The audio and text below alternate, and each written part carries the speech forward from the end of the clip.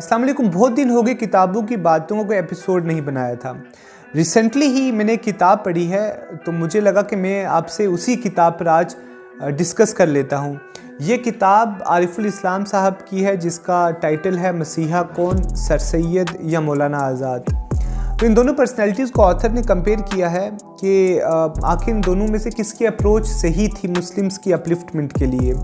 जो सबसे वेग और अट्रैक्टिव बात इस किताब की है वो इसका टाइटल है, क्योंकि इसका टाइटल देख के मैंने ये किताब ख़रीदी थी क्योंकि एक सॉर्ट ऑफ कशिश पैदा हो गई थी कि ये सर सैयद को किसी के साथ कंपेयर किया जा रहा है। Let's read this. तो इसलिए मैंने किताब पढ़ना शुरू की। किताब में बहुत सारे पॉजिटिव पॉइंट्स हैं जो मुझे लगता है कि काफ़ी हेल्पफुल रहेंगे किसी भी शख्स के लिए जो सर सैयद के बारे में पढ़ना चाहता है। कोई भी स्टूडेंट जब AMU में आता है तो उसके जहन में जो सर सैयद के लिए जो आइडिया होता है, उसके जहन में जो सर सैयद की इमेज होती है वो ये होती है कि सर सैयद ने अलीगढ़ मुस्लिम यूनिवर्सिटी बनाई और ये बहुत बड़ा काम है अपने आप में ही। मगर इसके अलावा जो सर सैयद के बाकी जो एस्पेक्ट्स हैं सर सैयद की लाइफ के, जो उनकी पॉलिटिकल आइडियोलॉजी थी, उसके अलावा जो बाकी एस्पेक्ट्स थे सर सैयद, जो लिटरेरी वर्क थे सर सैयद अहमद खान के, वो अपने आप में ही बहुत बड़ा काम था। मगर उसके बारे में बहुत कम लोग जानते हैं। जो सर सैयद को पढ़ते हैं वही लोग जानते हैं। तो ऑथर ने सबसे पहले जो है वो जो उस वक्त की कंडीशंस थी कि किस तरीके से हिंदूज़ और मुस्लिम्स दोनों जो मॉडर्न एजुकेशन है उससे अनअवेयर थे। और अगर इसे कंपेयर किया जाए, हिंदूज़ ने काफ़ी पहले ही मॉडर्न एजुकेशन की तरफ राजा राम मोहन राय की क़यादत में कदम बढ़ा लिया था। फॉर इंस्टेंस सर सैयद के पैदा होने से 5 साल पहले यानी कि 1812 में ही जो हिंदू ब्रेदरन से उन्होंने मॉडर्न एजुकेशन सीखने की तैयारियां शुरू कर दी थी। वहीं जब 1835 में, इसको कंपेयर करें मुस्लिम्स के साथ, तो 1835 में जब मुस्लिम्स के लिए जो उस वक्त के जो लॉर्ड मैकेले थे उन्होंने ये सजेस्ट किया या ये बताएं कि ये सुझाव दिया कि वो मुस्लिम्स के लिए भी मॉडर्न एजुकेशन लाना चाहते हैं, कुछ ऐसे मदरसे बनाना चाहते हैं जहाँ पे मॉडर्न एजुकेशन, कुछ स्कूल बनाना चाहते हैं। तो इसके रिस्पांस में, इसके रिएक्शन में 8000 उलमा और जो उस वक्त के जो एलीट लोग थे सो कॉल्ड, उन्होंने क्या किया कि 8000 ने एक पेपर पर या एक सॉर्ट ऑफ किसी डॉक्यूमेंट पर साइन किया और हुकूमत को ये कहलवा भेजा कि this is not allowed in Islam, this is against our religion. और एक सॉर्ट ऑफ फतवा वर्डिक्ट जारी कर दिया कि अगर कोई हुकूमत इस तरह का कदम उठाती है तो फिर they have to face the brunt of the Muslims.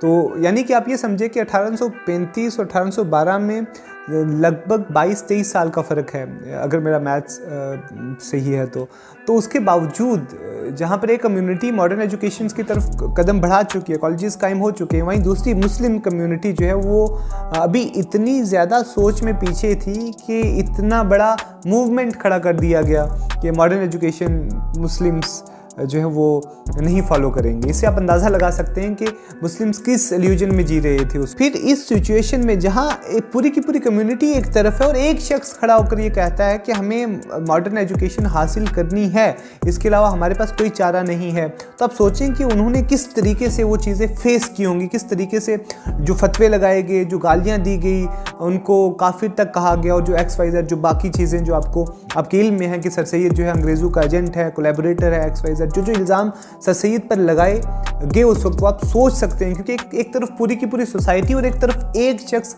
तन्हा खड़ा है अपने कुछ साथियों के साथ, तो आप फील कर सकते हैं कि वो सिचुएशन कितनी डिफ़िकल्ट रही होगी सर सैयद के लिए। और फिर सर सैयद ने भीख मांग कर लोगों के घरों में जाकर किस तरीके से अलीगढ़ मुस्लिम यूनिवर्सिटी का ढांचा तैयार किया।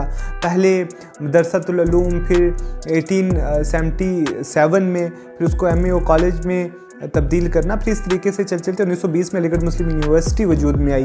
तो आप अंदाज़ा लगा सकते हैं कि कितना बड़ा काम था।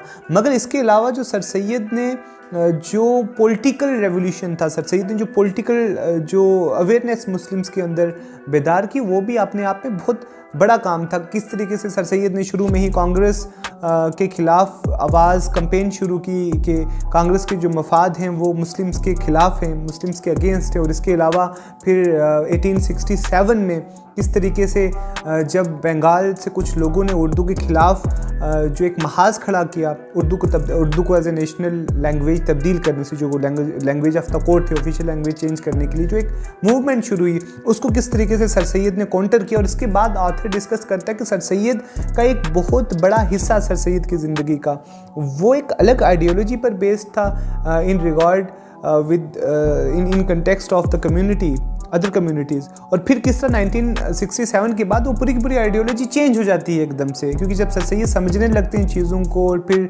जब चीज़ें बदलने लगती हैं तो सर सैयद की वो आइडियोलॉजी पूरी तरीके से चेंज हो जाती है। फिर सर सैयद की ज़िंदगी और सर सैयद की अप्रोच को डिस्कस करने के बाद author life of Maulana Azad discuss करते हैं, उनकी जो पर्सनल लाइफ है, जो पर्सनल लाइफ मुझे लगता है कि जब आप आइडियोलॉजी की जो टसल जब आप डिस्कस करते हैं तो फिर पर्सनल लाइफ कहीं नहीं रहती है।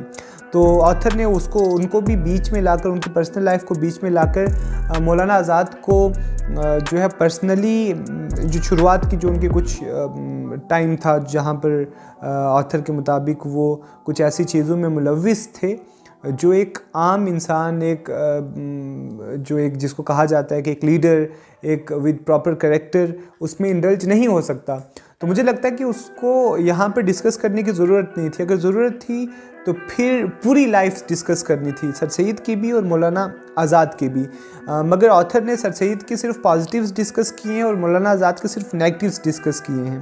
तो होता ऐसा है कि जब आप कंपैरिजन करते हैं तो कंपैरिजन ऐसा होता है कि सर सैयद के पॉजिटिव्स नेगेटिव्स, मौलाना आज़ाद के पॉजिटिव्स नेगेटिव्स, अब this is the conclusion, audience decide करेगी कि कौन सही था कौन गलत था। मगर इसमें ऐसा नहीं था। तो अगर मौलाना आज़ाद के बारे में अगर आप पढ़ना चाहते हैं तो मुझे लगता है कि आप उनकी बाकी जो सोर्सेज हैं उसमें से पढ़ सकते हैं। इसमें से आपको मौलाना आज़ाद के सिर्फ नेगेटिव्स ही मिलेंगे।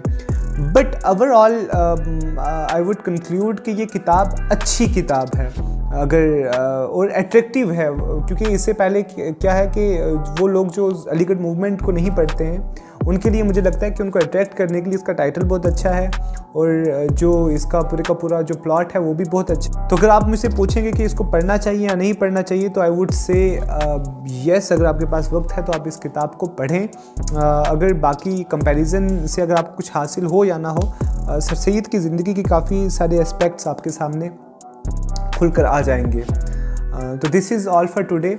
If you have any comment, any query regarding this book, you can ask me in comment box. Thank you so much for your time.